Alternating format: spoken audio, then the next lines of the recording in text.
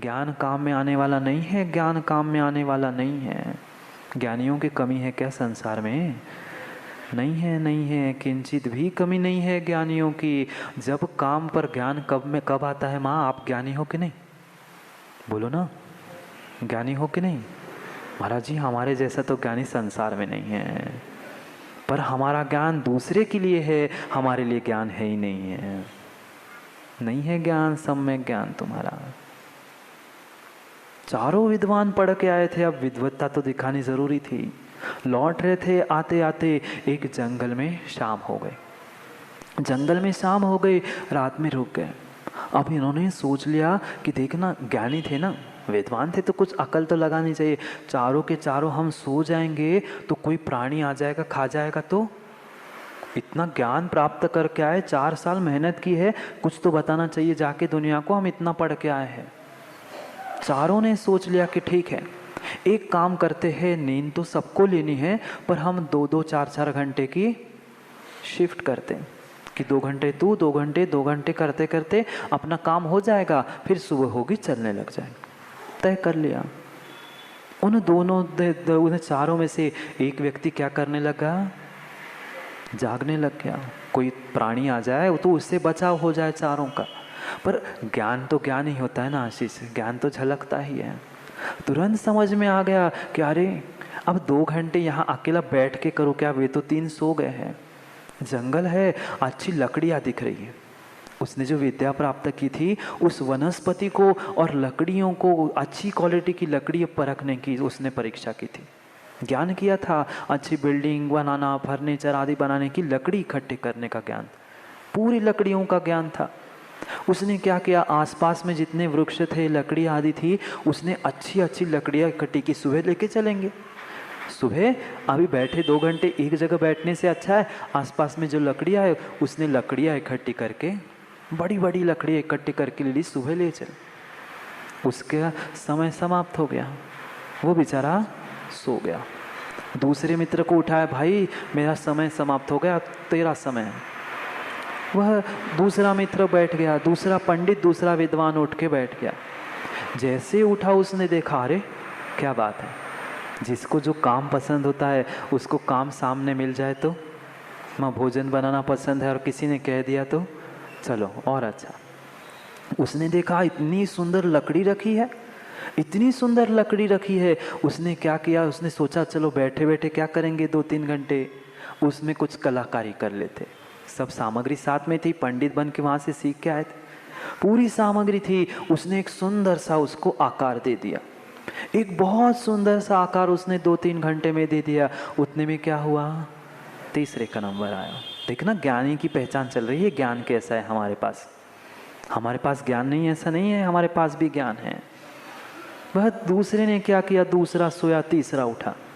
तीसरा उस पेंटिंग को जानता था, रंग कलाकारी वगैरह जानता था।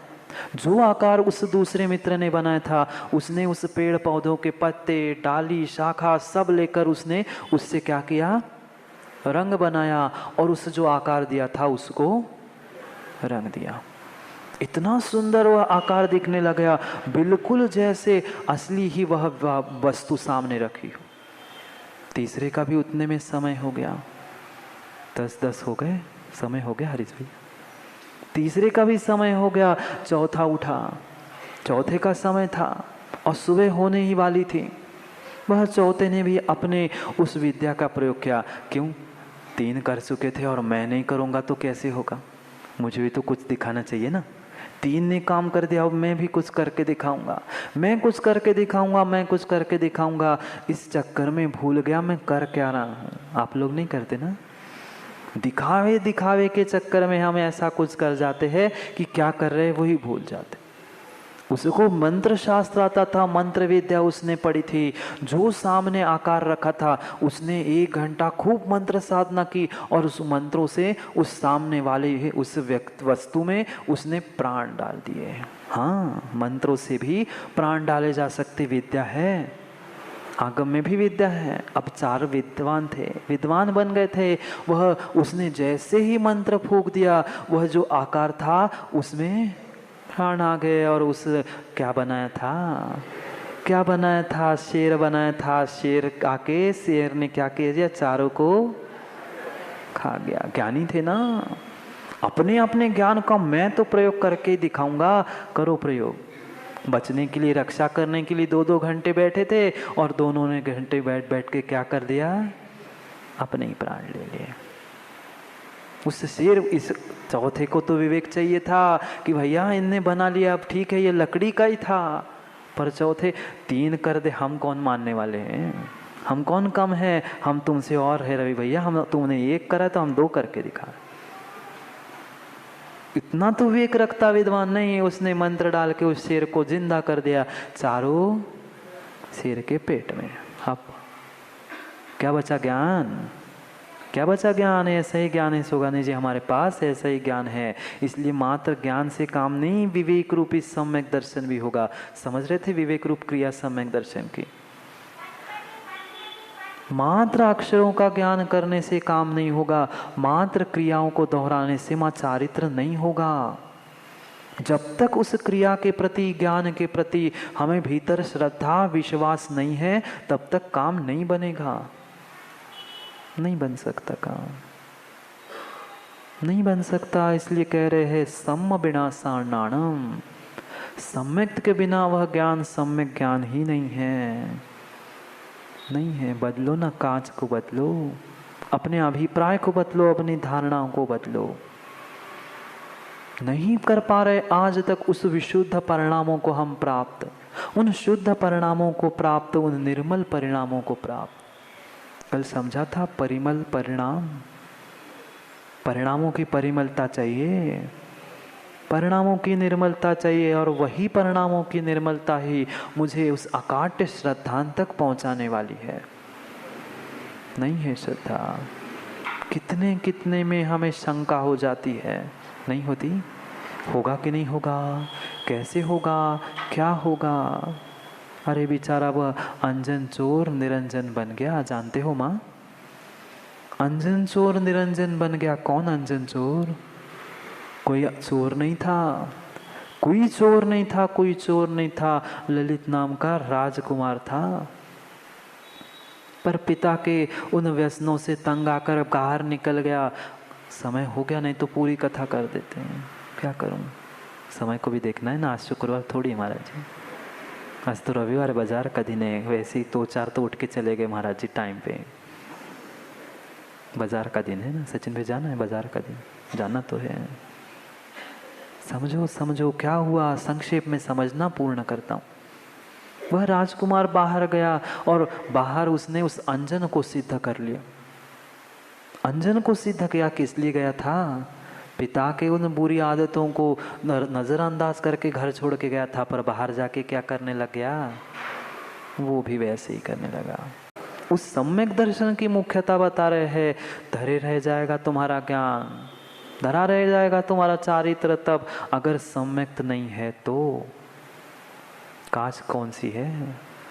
अगर मिथ्या रूपी कांच है तो वैसा ही ज्ञान, वैसा ही चारित्र होगा, और सम्यक रूपी कांच है तो सम्यक रूपी ही ज्ञान और सम्यक रूपी चारित्र होगा। क्योंकि आचार्यों ने व्याख्या वह सम्यक दर्शन, सम्यक ज्ञान और सम्यक चारित्र तीनों को कहा है। एक से काम नहीं होगा। मात्र ज्ञान करो, मात्र श्रद्धा करो, नहीं, तीनों जब तक नहीं है तब तक निर्वाण की प्राप्ति भी संभव नहीं है। पर तीनों में पहली सीढ़ी कौन सी?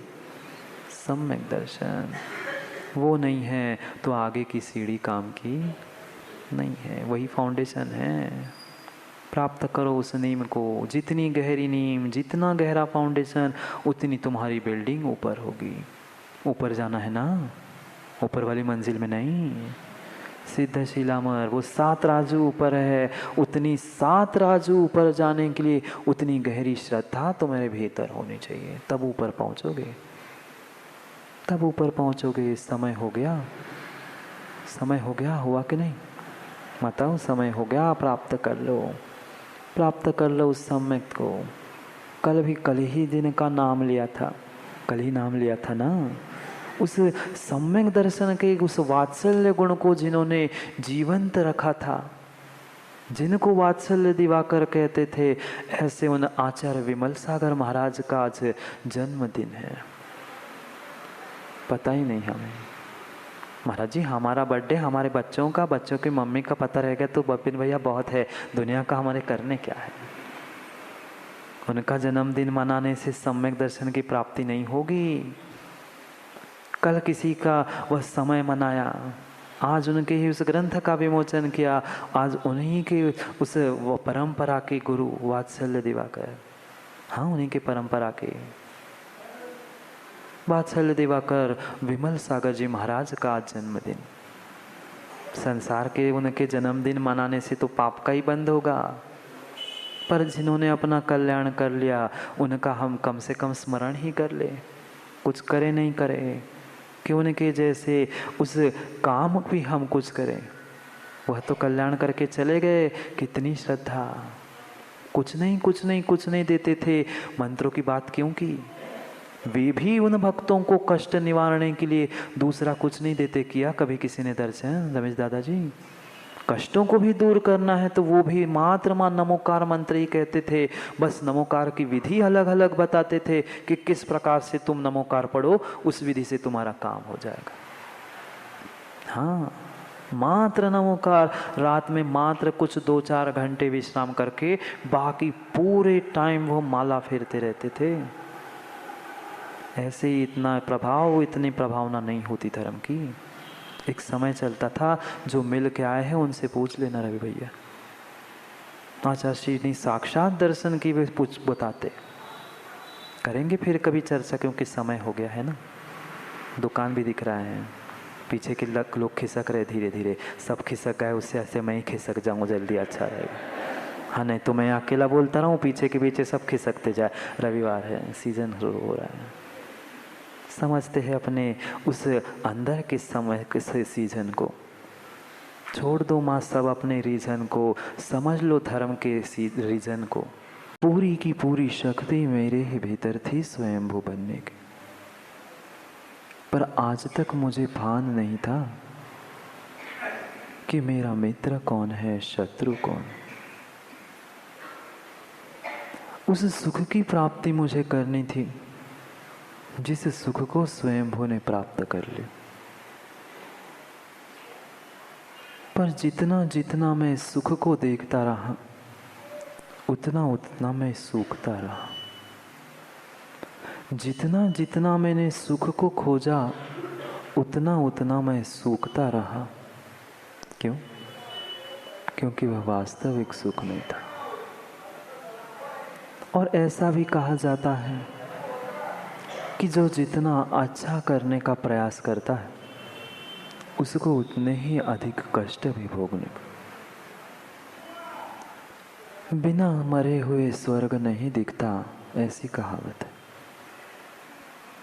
जब तक कष्टों को भोगना नहीं सीख लेंगे, तब तक सुख नहीं होगा। संसार के सुख को भी पाने के लिए जब कष्ट दुख सामने आते हैं, फिर तो वो शाश्वत सुख मुझे चाहता। उस शाश्वत सुख की मुझे खोज थी, पर आज तक उस मार्ग पर नहीं चल पाया, उस दिशा में नहीं चल पाया। मार्ग दो नहीं थे, एक ही मार्ग था, नरक से लेकर मोक्ष तक का। मार्ग आज तक दो हुए ही नहीं। एक मिथ्यात्व की तरफ ले जा रहा था और एक सम्यक की तरफ ले जा रहा था। निर्णय मुझे ही करना था, मुझे नीचे जाना है कि ऊपर जाना है। ऊपर जाना है, ऊपर तक पहुंचने की यात्रा करनी है, तो उस कष्टों को पहले दूर करना। जब तक वह कष्ट दूर नहीं होंगे, जब तक वह शत्रु मेरे से दूर नहीं होगा, तब तक कष्ट भी दूर नहीं होंगे। कौन दे रहा है कष्ट? कौन दे रहा है कष्ट? जिसे मैंने मित्र मान के रखा था, जिसे मैंने मित्र मान के रखा था वही मित्र जब शत्रु बनता है वही कष्ट देता है। दूसरा जीतू भैया कोई कष्ट देने वाला नहीं है। जिसे मैं सब कुछ अपना सौंप देता हूँ, जिसे मैं अपना मित्र मानता हूँ, वही मित्र ही जब शत्रु बनता है, उसके जैसे कांटे, उसके जैसे वचन शायद और ही कोई चुभाता होगा। क्या रवि भैया अनुभव में नहीं आता? आता है। हमें उन मित्र और शत्रु दोनों से परे होकर अपने आप को समझना है। कौन शत्रु कौन मित्र? कष्टों को दूर करना था। उस शाश्वत सुख को प्राप्त करने के लिए रास्ते में अरे छोटी यात्रा में भी जाते हैं। मारा घर में जैसे सुख सुविधा है वैसे यात्रा में मिलती है क्या? आप लोग नहीं जाते यात्रा में? जब यात्रा में जाते हैं, जो घर में समय पे भोजन, समय पे सोना, सब कुछ व्यवस्थाएं रहती है, वह रास्ते में यात्रा में होती है? नहीं होती। फिर हम भी तो यात्रा में निकले हैं, हमें भी तो थोड़ा सा कष्ट भोगना पड़ेगा।